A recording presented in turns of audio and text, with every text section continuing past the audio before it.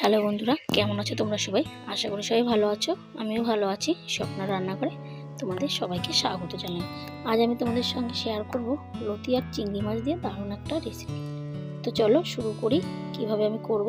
এখানে আমি লতি বেছে ধুয়ে পরিষ্কার করে নিয়েছি আর এইভাবে কেটে নিয়েছি। আর এখানে চিংড়ি মাছটাও বেছে দিয়ে ভালোভাবে পরিষ্কার করে নিয়েছি। আর এখানে নিয়ে নিয়েছি সর্ষের তেল, হলুদ গুঁড়ো, লঙ্কার গুঁড়ো, জিরের গুঁড়ো, ধনের গুঁড়ো। আর এখানে আছে পেঁয়াজ কুচি, রসুন কুচি আর চেরা কাঁচা লঙ্কা। আর কড়াটা বসিয়ে দেবো, জল দিয়ে দিলাম, দিয়ে দেবো অল্প পরিমাণে নুন আর দেবো অল্প পরিমাণে হলুদ গুঁড়ো। একটু নাড়াচাড়া করে নিতে হবে। তো বন্ধুরা, ভিডিওটি প্রথম থেকে শেষ অবধি দেখার অনুরোধ রইল। আমি স্বপ্না, তোমরা দেখছো স্বপ্না রান্নাঘর। এবার লতিটা দিয়ে দেবো, ভালোভাবে একটু নাড়াচাড়া করে নেব, নিয়ে ঢাকা দিয়ে লতিটা সেদ্ধ করে নিতে হবে। তো দেখো ফুটছে, এবার দেখবো সেদ্ধ হয়েছে কিনা। এখানে ভালোভাবে এখনো সেদ্ধ হয়নি, আর একটু বাকি আছে। তো নামিয়ে নিলাম, জলটা ঝরিয়ে নেব। কড়া বসিয়ে দিয়েছি, দিয়ে দেবো সর্ষের তেল। এবার খুন্তি দিয়ে তেলটা কড়ার গায়ে এভাবে লাগিয়ে দেবো। এবার চিংড়ি মাছটা দিয়ে দেবো, দেবো অল্প পরিমাণে নুন, দেবো অল্প পরিমাণে হলুদ গুঁড়ো, দিয়ে ভালোভাবে নাড়াচাড়া করে নিতে হবে। এখানে চিংড়ি মাছটা আমি হালকাভাবে ভাজবো, কড়া করে ভাজবো না। চিংড়ি মাছ কড়া করে ভাজলে খেতে ভালো লাগে না। তো দেখো এখানে চিংড়ি মাছটা ভাজা হয়ে গেছে, তুলে নেব। আবারও আমি একটু সর্ষের তেল দিয়ে দেবো, ফোড়ন দিয়ে দেবো কালো জিরে, দেবো একটা শুকনো লঙ্কা। ফোড়নটা একটু ভেজে নিতে হবে। তোমরা যারা কচুরলতি খেতে ভালোবাসো, এভাবে একবার করে খেয়ে দেখবে, দারুণ টেস্ট হয়। দিয়ে দেবো পেঁয়াজ কুচি, লঙ্কা কুচি আর রসুন কুচি। আর ভালোভাবে নাড়াচাড়া করে নিতে হবে। আর পেঁয়াজটা একটু ভেজে নেব। তো দেখো এখানে পেঁয়াজটা ভাজা হয়ে গেছে,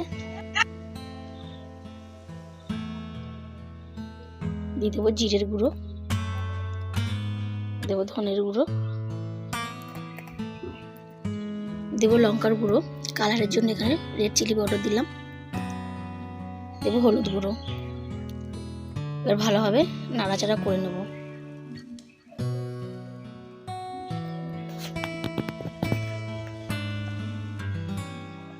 এবার কচুলতিটা দিয়ে দেবো, আর ভালোভাবে নাড়াচাড়া করে নিতে হবে।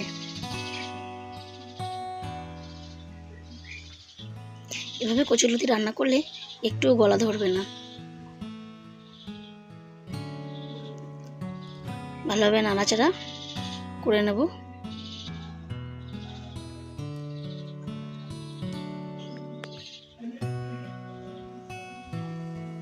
দেব পরিমাণ মতো নুন।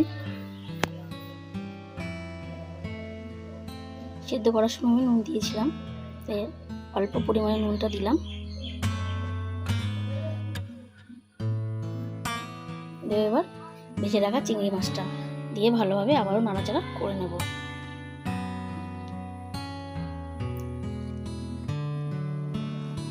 এবার ঢাকা দিয়ে হালকা আঁচে রান্নাটা করে নেব। কিছুক্ষণ পর ফিরে এলাম, আবারও ভালোভাবে নাড়াচাড়া করে নিতে হবে, যাতে নিচে লেগে না যায়। বারবার নাড়াচাড়া করতে হবে।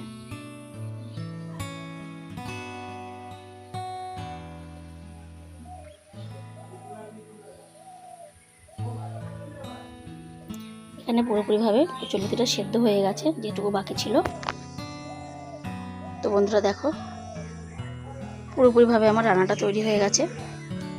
তো বন্ধুরা, ভিডিওটি যদি কোথাও একটু ভালো লেগে থাকে, লাইক কমেন্ট শেয়ার করো, আর প্লিজ আমার চ্যানেলটিকে সাবস্ক্রাইব করে পাশে থেকো। তো আজ এই অবধি, দেখা হচ্ছে অন্য ভিডিওতে। তোমরা সবাই ভালো থেকো, সুস্থ থেকো, টাটা।